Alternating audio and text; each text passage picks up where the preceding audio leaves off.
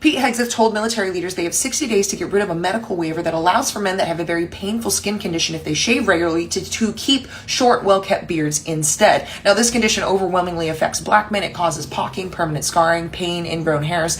And then Pete Hegseth also said in that same speech that women who are victims of military sexual assault will not be able to report their attacks anonymously anymore. They will not be able to report the same offender more than once. They will not be able to report multiple offenses anymore. Now, what is the goal of these two things? Well, the goal of these two things is to get black men out of the military and women out of the military. This comes after the transgender ban. But why, when you're pushing so much military strength, you have people who are willing to sacrifice and die for their country, why push them out? Well, this has a long history in America, and it ties to access to resources and the passage of generational wealth. Within the country, white men have always been able to own property, always been able to qualify for bank loans, education, first pick in the workforce, and that has been able to generate generational wealth they are then able to pass down to their children, in particular their sons.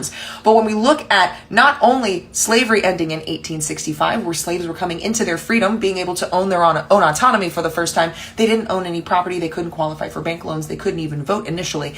And then when they came back from World War II as soldiers, black soldiers, they did not qualify for the GI Bill because they were black. So they did not qualify for those home loans, they did not qualify for medical care, they did not qualify for the VA, they did not qualify for educational benefits. This also applied in Vietnam. When those soldiers came back from Vietnam, they were not eligible for the GI Bill because they were black. Now let's look at that in conjunction with what the GOP is doing across the board, the rollback of DEI, because apparently considering everyone's applications equally is unfair. So now that puts women at a disadvantage because white women have benefited from DEI more than any other group. It also puts people of color at a disadvantage and anyone who's a member of the LGBTQ at a disadvantage in the workforce. Then they issue the big ugly bill, which limits how much money you can borrow to go to school, specifically for graduate programs like medicine and law, where you can make more money and have a chance to buy a house, buy property, start to generate generational wealth. So what happens when you have now a lower middle class and a poorer middle class who now doesn't have equal opportunity in education to be able to get better jobs?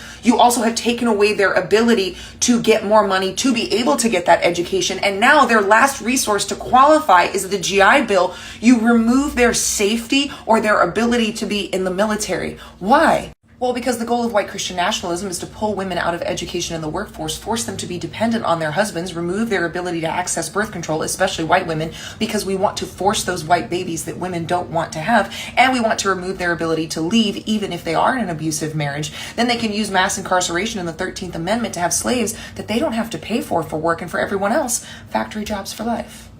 Low skill, minimum wage.